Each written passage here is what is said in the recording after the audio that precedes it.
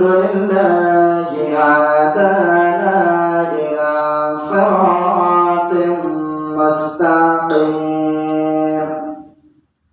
صلى الله تعالى على وعلى عباد الله المكرمون وقال تعالى يا أيها الذين آمنوا صلوا عليه وسلموا تسليما اللهم صل على سيدنا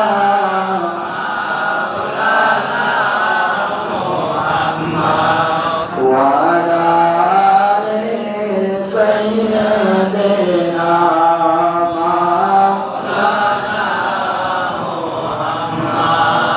शम्मा दुनिया गाश्त करादश शम्मा दुनिया गाश्त करादश गोरके दाम ओमोरे कोदम जारे जारम अजिके जलसा दया मुहम्मद मुस्तफा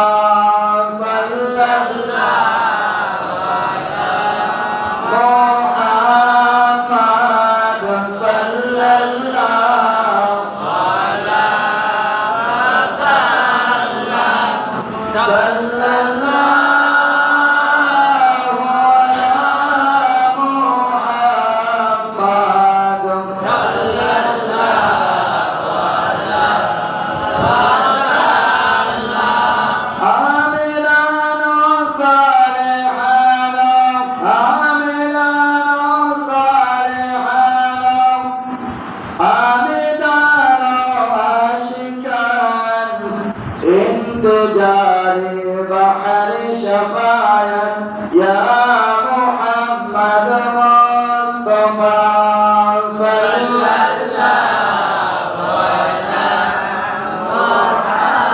محمد صلى الله على صلى الله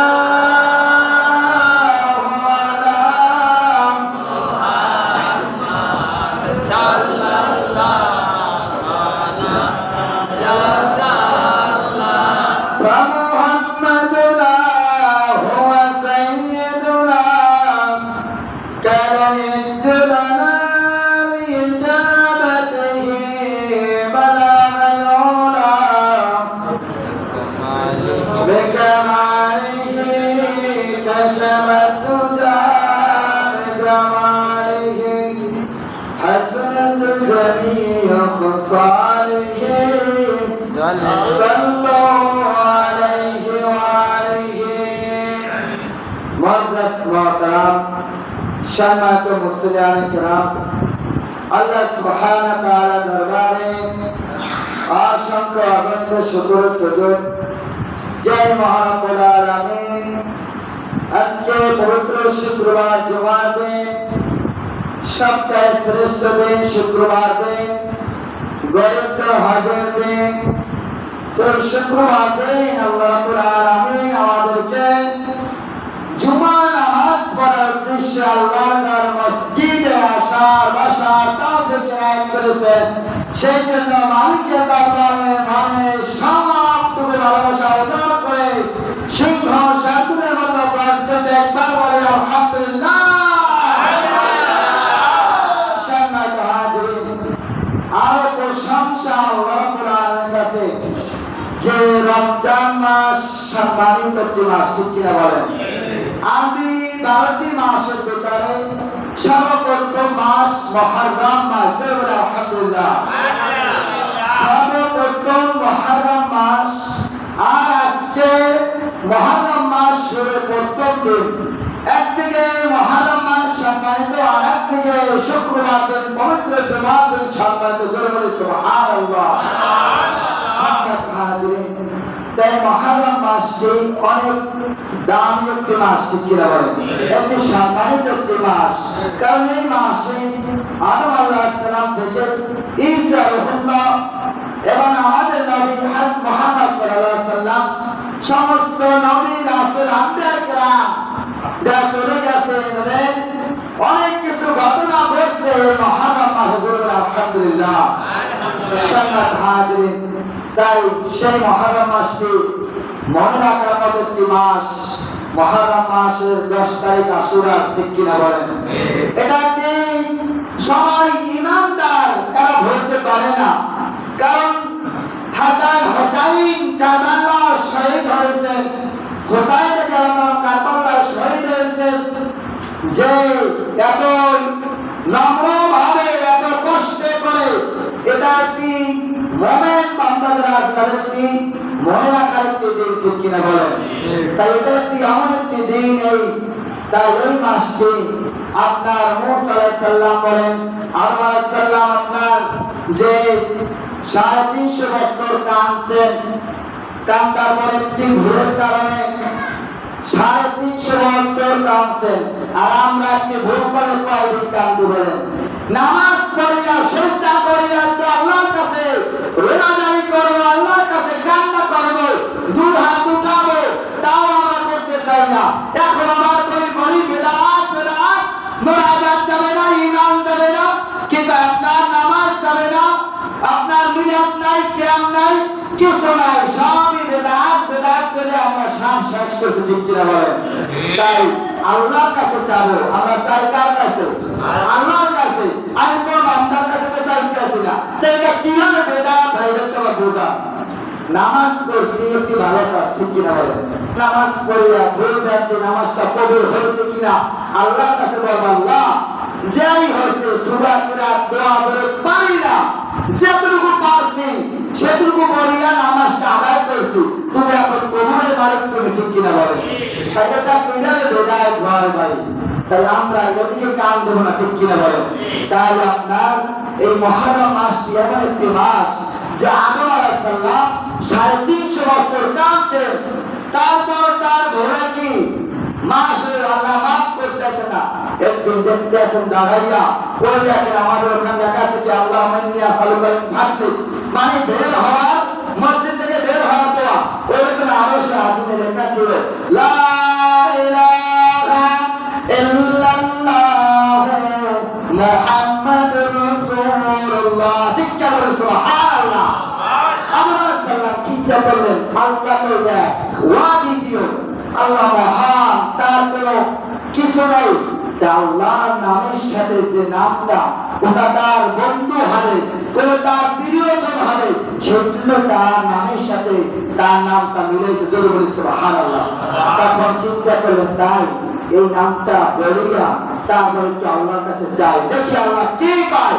সঙ্গে সঙ্গে আল্লাহর কাছে মাপ চাইলেন, আল্লাহর কাছে ওই নামটা ধরিয়া যে আল্লাহ তোমার নামের সাথে যে মুহাম্মদ নামটি দেখছি এই ওসিয়াকে মাফ করে। জোরে বলি সুবহানাল্লাহ। সঙ্গে সঙ্গে আল্লাহ মাফ করে দিয়েছে। জোরে বলি সুবহানাল্লাহ। তাই সেই নবীর উম্মত আমরা, কি বলেন? সেই নবীর উম্মত না আমরা? এটা স্বীকার করবেন না? তা জোরে বলেন আমরা কোন নবীর উম্মত? মুহাম্মদ রাসূলুল্লাহ সাল্লাল্লাহু আলাইহি ওয়াসাল্লামের উম্মত আমরা, ঠিক কিনা বলেন? আমরা সবাই শেষে আসছি, যাবো সবার আগে জান্নাত। জোরে বলি সুবহানাল্লাহ। তাই আমাদের আমল করতে হবে ভাই। কোরআনে বলছে সূরা জিলজালে যে আল্লাহ রাব্বুল আলামিন বলছেন যে আমরা যে আমল করি কম বেশি, আবার গুনাহ করি কম বেশি, যাই করি আল্লাহ লিখতে আছেন না ফেরেশতারা? আল্লাহ রাব্বুল আলামিন যে ফেরেশতা নিযুক্ত করেছেন তারা লিখতে আছেন কিনা বলেন? লিখতে আছেন। তাই সেই কথাই বলতে আছেন যে ফামাইয়া আমাল মিসফালা যাররাতিন খায়রান ইয়ারা ওয়া মান ইয়ামাল মিসফালা যাররাতিন শাররান ইয়ারা। সুবহানাল্লাহ। যে ফামাইয়া আমাল মিসফালা মিসফাল অল্প সামান্য পরিমাণ, আপনার যে পরিমাণ আমরা গুনাহ করব সেই খায়রা মানে উত্তম মানে ভালো কাজ যেটুকু করি ওটা আল্লাহ তার কিয়ামতের ময়দানে দেখাইবেন। আবার ফামাইয়া আমাল মিসফালা যাররাতিন শাররান ইয়ারা, শাররা মানে খারাপ কাজ, যেটুকু সামান্য খারাপ কাজ করবে অতটুকু কাল কিয়ামতে দেখাইবে। তাই আল্লাহ রাব্বুল আলামিন এত সুন্দর করে পৃথিবীটা বানাইছে, এত সুন্দর করে নবী রাসূল আপনার 18,000 মাখলুকাত, গাছপালা, বাতাস, নদী যা বলে সব মানুষের উপকারের জন্য, ঠিক কিনা বলেন? এ ভাই, সূর্য এখান থেকে 9.35 লক্ষ মাইল দূরে, সেখান থেকে আমাদেরকে ফায়েজ তাওয়াজ্জুহ দিচ্ছে। সেই ফায়েজ তাওয়াজ্জুহ আমাদেরকে না দিলে আমরা বাঁচতে পারতাম না। সূর্যকে আলো না দিতে বাঁচতাম না, বাতাস যদি না থাকতো আমরা বাঁচতাম না। তাহলে আল্লাহ এত সুন্দর কিছু দিলে তার বান্দার জন্য আল্লাহ রাব্বুল আলামিন এত কিছু করলেন, কিন্তু আল্লাহর জন্য কি করছি বলেন? আল্লাহর জন্য কিছু করতে পারতেছি না। তাই মুহররম মাস গুনাহ মাগফিরাতের মাস, ক্ষমা প্রার্থনার মাস, আল্লাহর কাছে রোনাজাত করার মাস আমরা যেন করতে পারি। এই মাসটা আপনার মুসা আলাইহিস সালাম ফিরাউনের কবর থেকে বাঁচতেন, ঠিক কিনা বলেন? তাই আমরা যেন ফিরাউন নীল নদ দিয়ে যখন মুসা আলাইহিস সালাম তার দরবার নিয়ে যাইতে আছেন, দীর্ঘ হাদিস আছে সামনে, যখন যাইতে আছে তখন দেখতে আছে যে ফিরাউন সামনে আসতে আছে। আল্লাহ রাব্বুল আলামিন শিখাই দেন, ও আমার মুসা,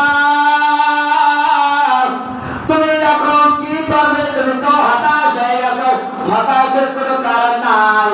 তোমার হাতে যে লাঠি, এই লাঠি দ্বারা নীল নদে তুমি আঘাত করো। জোরে বলে সুবহানাল্লাহ। 12টি আঘাত করলেন, 12টি বিশাল বিশাল রাস্তা, বিশাল বিশাল রাস্তা হয়ে গেছে। তার সব উম্মতগুলো চলে গেল পার। এখন যেই ফেরাউন সে রাস্তার কাছাকাছি আইছে, এখন দম দিয়েছে, সামনে যাইতেছে না। আল্লাহ রাব্বুল আলামিন একটি ঘোড়া, মহিলা একটি ঘোড়া পাঠাই দিয়েছেন, আর ফেরাউনের ঘোড়া ছিল আপনার পুরুষ ঘোড়া। যখন মহিলা ঘোড়াটি দেখলো পুরুষ ঘোড়াকে ছুটে গেল, ফেরাউন চিন্তা করলো এখন যাবে কি না, আবার কোনো বিপদে পড়ে কিনা। তাই ওই যখন ঘোড়া দেখছেন, ঘোড়া দেশে দৌড়, ফেরাউন আর দেখতে পায় নাই। যখন নদীর মাঝখানে গেছে, যখন সব 12টি রাস্তা সমান হয়ে পানি হয়ে গেছে, জোরে বলে সুবহানাল্লাহ। তাই আল্লাহ রাব্বুল আলামিন বলেন, আমি ছাড় দিই, আমি ছাড় ছেড়ে দিই না, আমি ছাড় দিই, দেখি যে কি করে বান্দা, কতদূর করতে পারে।